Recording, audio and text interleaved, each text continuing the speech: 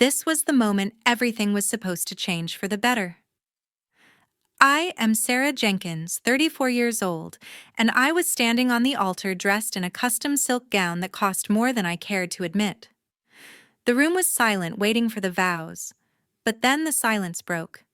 Not with music, but with the sound of a microphone being cleared. My dad stepped forward not to give me away, but to take something away.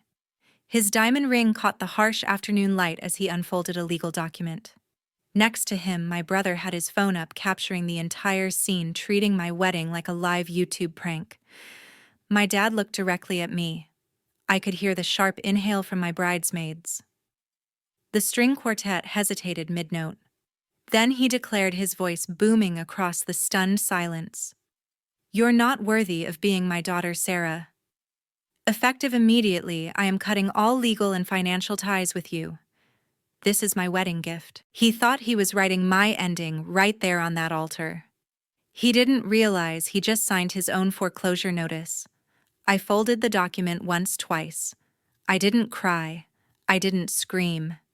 I just looked straight into my brother's camera, forcing a smile that felt colder than Chicago in January. I said loud enough for his live stream to catch every word, "Don't celebrate too soon."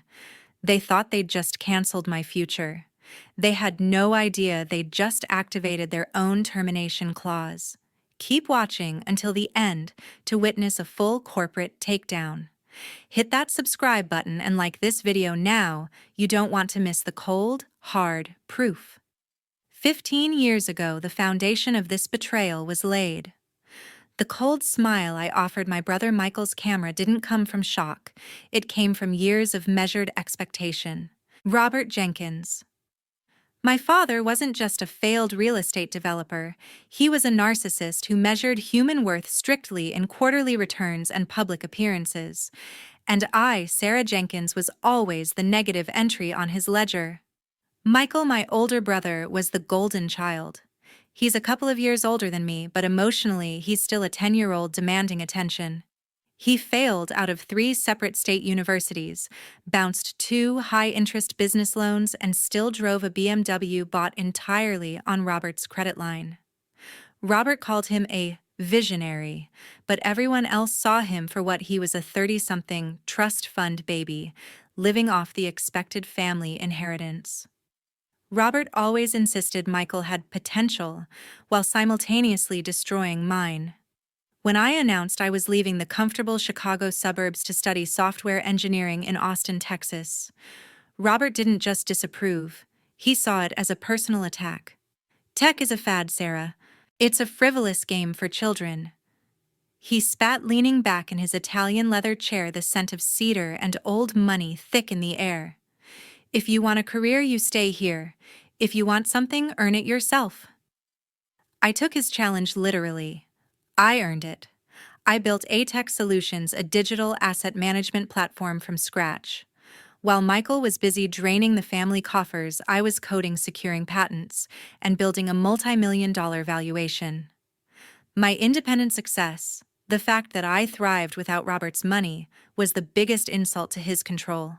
My autonomy made Michael look even more pathetic, and that in Robert's world was unforgivable. His empire was failing, a truth he desperately tried to hide.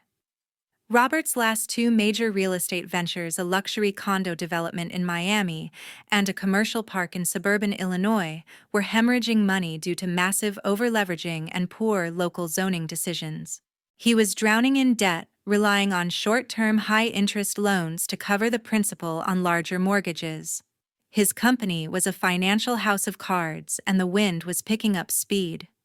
He needed a cash infusion, a large, untraceable one, before the financial press caught on, before his bondholders called an emergency meeting.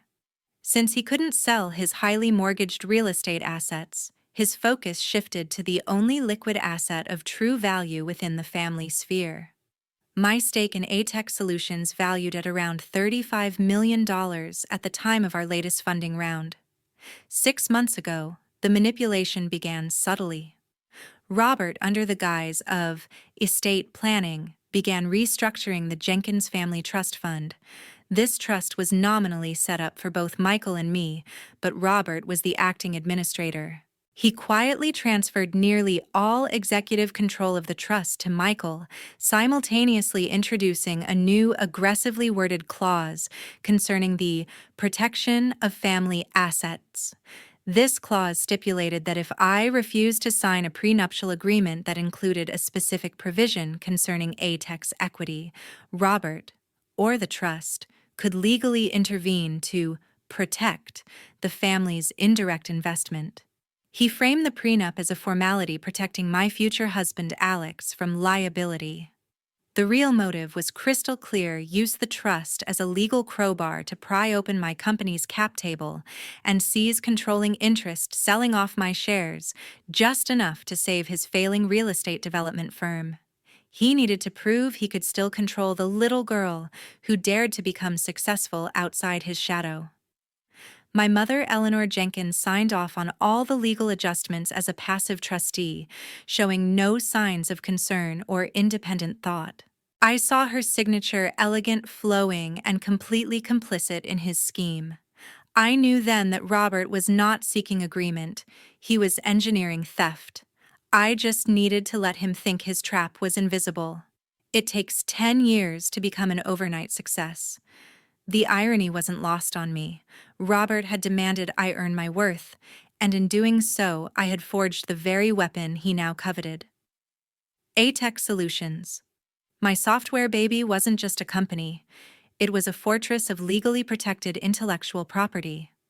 It specialized in secure asset tracking for large institutional investors, a sophisticated platform built on proprietary algorithms that I had developed and critically patented entirely on my own, ensuring no financial or physical resources from Robert's business were ever used. I learned early that Robert respected one thing above all else: irrefutable documentation. Growing up, love was conditional, but legal documents were absolute. So when I formed ATEC, I meticulously structured the business to withstand any potential legal assault from the Jenkins family trust. The core of Robert's current scheme lay in that old dusty trust fund agreement I signed after college. To receive a modest stipend for graduate school, I had to agree to a vaguely worded intellectual property IP clause. This clause stipulated that any business I founded within 5 years, if it leveraged family assets and facilities, could be subject to an advisory oversight, potentially giving Robert controlling minority shares if his interests were threatened. Robert had conveniently stretched the definition of family assets to the point of absurdity. He argued that since the initial small cash stipend from the trust fund was used for my living expenses, while I worked on my initial coding drafts, the entire IP of ATEC was now contaminated, thus subjecting it to the IP clause. He wasn't aiming for advice. He was aiming for majority ownership to use ATEC's impending Series B funding as his personal bailout. I recall the call 3 months ago, his voice dripping with false concern. "Sarah, you're a bright girl, but this tech world is volatile. Let me protect your future before the wedding. I'll take 51% of your company purely as collateral to ensure stability." 51%. I laughed, a sharp, humorless sound. "You contributed $0 and 0 hours to ATEC." "Nonsense, Sarah. You were raised with Jenkins money. You received trust disbursements. Everything you are is a Jenkins asset." He thundered, revealing the toxic core of his philosophy. I feigned agreement, playing the role of the intimidated daughter. "The legal filings are complex, Dad. Let me have my lawyer review the transfer documents." This delay gave me exactly what I needed: time. Robert's confidence was his blind spot. He was so certain of his legal loophole that he instructed Michael to hire an external auditing firm, Michael, who couldn't balance a checkbook to find any connection between my seed funding and Robert's accounts. They found nothing, of course, because I had engineered a perfect firewall. The secret was Phoenix LLC. 3 years prior, knowing Robert's history, I incorporated a shell corporation, Phoenix LLC, which held the patents and licensing rights to the core ATEC platform. All early financial transactions flowed through Phoenix, separating the IP from any physical connection to Robert or the trust. Phoenix was the holding company, and ATEC Solutions was merely the licensee. This legal subtlety, the difference between ownership and licensing, was a detail Robert's old-school real estate lawyer would never think to check. Robert believed I was simply reviewing his hostile takeover paperwork. In reality, I was waiting for him to commit the final public act of betrayal. That act would be the receipt I needed to activate Phoenix LLC's final clause, prepared months in advance by my true advisor, David Chen. I had the upper hand, and I let Robert celebrate his delusion of impending victory. The silence of the night often conceals the loudest conspiracies. 3 days before the wedding, the final domino fell. The call came from an anonymous burner phone, an accountant formerly employed by Robert. Her voice was low, laced with panic, confirming my worst suspicions. Robert had finished restructuring the trust, ensuring Michael was positioned to be the majority voting trustee. More critically, Robert was preparing to file for a temporary injunction on ATEC's assets the day after the wedding. This injunction, leveraging the murky IP clause, would paralyze ATEC, scaring off our Series B investors and allowing Robert to step in as the savior for a minimal price. The wedding was merely the public stage for my humiliation and corporate execution. I hung up, the blood pounding in my ears. This wasn't just about money. It was about reputation, my professional life, and the destruction of everything I had built. I immediately called David Chen, my corporate lawyer specializing in IP and trust disputes. We met at his sleek downtown Chicago office at 2 a.m, the city lights below us shimmering like scattered coins. "Robert is moving faster than we calculated, Sarah," David stated, pushing a hefty binder across the desk. "He's banking on the public spectacle of your rejection. Michael live-streaming the declaration of unworthiness serves 2 purposes for them. It humiliates you publicly, and it provides proof of your father's moral obligation to protect his legacy from your supposed deception. It's textbook corporate defamation." Our contingency plan. The Phoenix Protocol was complex, but its timing was everything. We needed Robert to commit to the public defamation before we countered with the legal maneuvers. The plan hinged on 2 tactical moves: first, solidifying ATEC's complete legal separation via Phoenix LLC. Second, using the trust's own structural flaws to financially isolate Robert and Michael, cutting off their cash flow precisely when Robert needed liquidity the most. David elaborated, "Robert has used the trust as an unofficial guarantor for his massive failing real estate loans. He's commingling funds, which is a massive breach of fiduciary duty to all beneficiaries, including you. If we file an emergency petition to freeze the trust right after he publicly disowns you, we prove he's acting out of malice and self-interest, not family protection. He loses control, and his debtors panic. We needed airtight evidence of the intent to conspire, something beyond the legal documents. That's where Alex, my then-fiancé, came in. With his background in system security, Alex discreetly placed a tiny legal recording device, capturing only conversations held in the open in Robert's home office, where the final plot points were being discussed. That night, we listened. Michael's voice, grating and high-pitched, was clear. "Dad, once you pull the plug and say she's a fraud at the wedding who's going to invest in ATEC, we just swoop in and take it." Robert's response was chilling in its casual cruelty. "Exactly, Michael. It's all a show, and she's the punchline. She loses everything." David smiled, a cold, strategic glint in his eyes. "Beautiful, Sarah. Robert Jenkins just signed the death warrant on his own empire. We execute the Phoenix Protocol immediately following his declaration at the altar." The air inside the dark SUV was thick with adrenaline and the scent of expensive silk. 1 hour after Robert Jenkins finished his theatrical declaration, while the wedding guests were still exchanging confused whispers, and the Jenkins family was retreating to the venue's private suite to celebrate their perceived victory, I was not at the reception. I was 2 blocks away, strapped into the back of David Chen's black SUV. Alex, my husband now, was still at the venue, a calm presence ensuring that the spotlight remained on the spectacle they had created. The public declaration of your unworthiness served 2 purposes for us, David confirmed, tapping his tablet.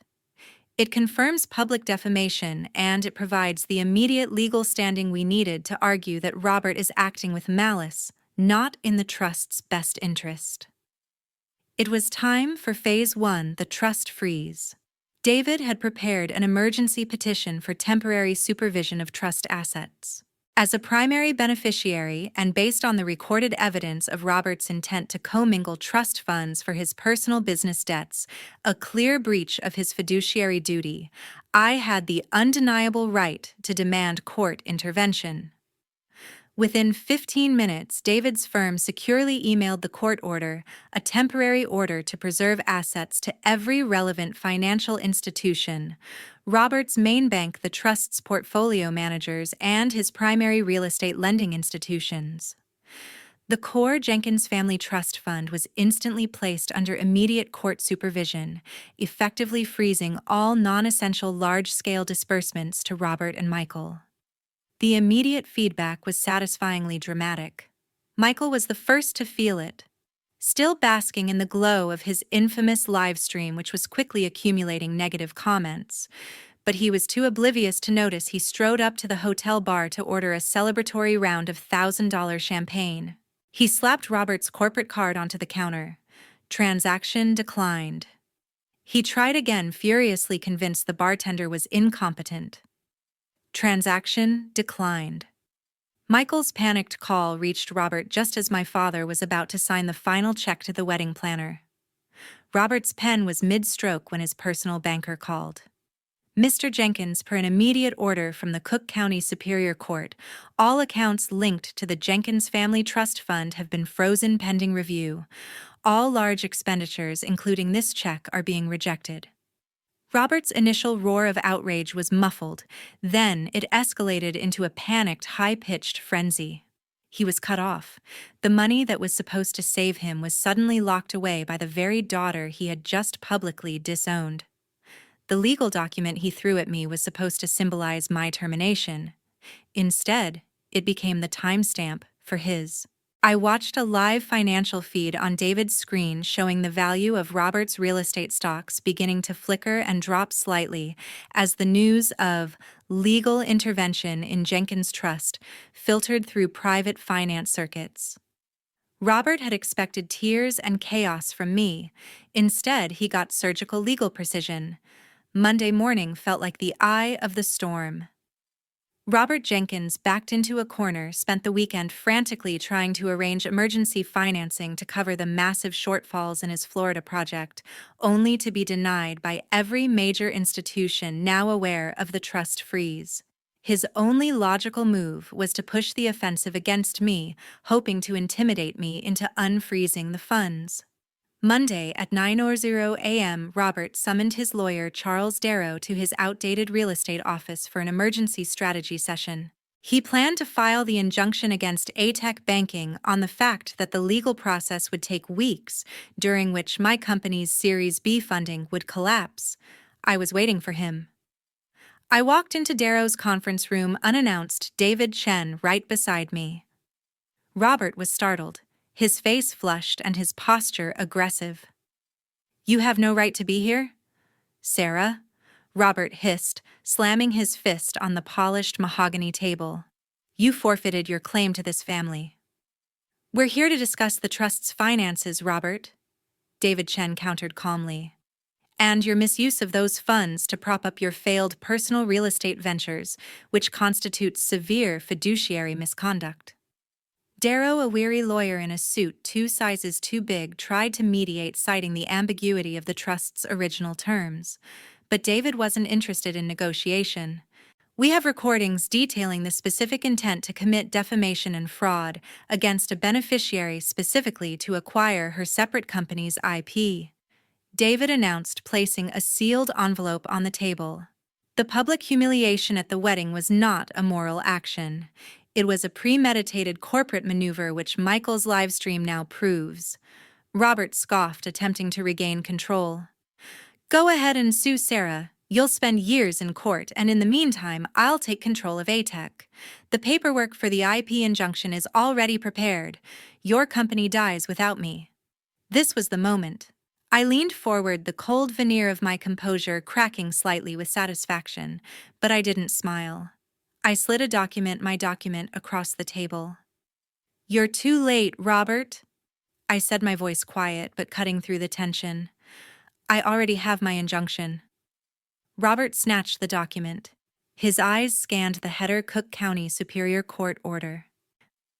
It was a temporary restraining order TRO filed by Phoenix LLC, the shell company he never knew existed against both Robert Jenkins and Michael Jenkins. The TRO was comprehensive. It prohibited them from having any contact with ATEC Solutions, from interfering with its business operations, and most devastatingly, it contained a little clause that David Chen had cleverly tailored to Robert's immediate crisis. Furthermore, David Chen explained, this TRO, based on the prima facie evidence of your fraud, prohibits Robert Jenkins from engaging in any real estate transaction exceeding the value of $100,000 for the next 60 days, pending a full judicial review of your trust activities. Robert's color drained completely. This wasn't just a freeze, it was an economic chokehold. His multi-million-dollar closing in Indiana, his final hope for staving off bankruptcy, was now legally impossible. Michael, seeing his gravy train derail, jumped up. Dad, we need that money. The Florida project is due. Robert Jenkins, the self-proclaimed king of Chicago real estate, was utterly incapacitated, paralyzed by a legal weapon forged by the daughter he deemed unworthy. The 60-day restraint was an eternity in the cutthroat world of real estate finance.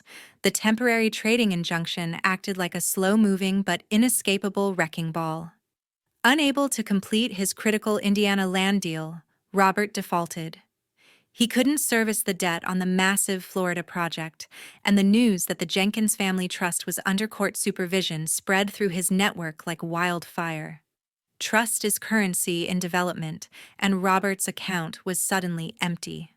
Within 2 weeks, Wells Fargo, Robert's largest creditor, filed a formal notice of default and foreclosure against his crown jewel, the luxury high-rise condo project in the affluent suburbs. This wasn't just a loss, it was a public declaration of bankruptcy and professional failure. The property was immediately seized. The announcement splashed across the Chicago business pages. Robert Jenkins's empire had officially begun its collapse, televised on paper thanks to the legal move I had calculated 3 days before my wedding. Meanwhile, life for Michael and Eleanor became a financial nightmare. Michael's endless stream of cash dried up. He couldn't pay his lease on the expensive downtown apartment, and his credit card companies began demanding immediate payment on his escalating debts. Debts he had always assumed the trust would cover. He turned his anger entirely on Robert, their private shouting matches echoing through their now isolated mansion. 3 weeks after the injunction, Eleanor Jenkins called me. Her voice, usually smooth and placid, was thin, bordering on hysteria. Sarah, please, you have to stop this. Your father is completely lost, she pleaded. He's talking about losing the house. Can't you just release the freeze? We are family. Family. I repeated the word, letting the contempt solidify in my tone. Family is when I was humiliated in front of hundreds of people, publicly labeled a fraud, and you stood beside him silent. Family is when you both signed documents attempting to steal the intellectual property of my company, my life's work, to bail out his failed ventures. Eleanor switched tactics, resorting to emotional blackmail. He did it for us. He was trying to secure the family legacy. He loves you, Sarah. He just expresses it poorly. He expresses his self-interest perfectly, Eleanor. And you, as a trustee, chose to enable it. I countered, my voice unyielding. I earned my legacy outside of your toxicity. Robert taught me that business is war, and he declared war on me. I simply finished the fight he started. I saw my opportunity and pressed the attack not for revenge, but for permanent separation. I will not retract the injunction, but here is my offer. Robert's company is gone. He will soon lose everything. You, Eleanor, have a choice. File for divorce. Separate yourself financially from his bankruptcy and his legal liability for trust fraud. If you do, David will ensure that the court-appointed trustee allocates a fair, protected living allowance from the trust for you. Otherwise, you go down with him.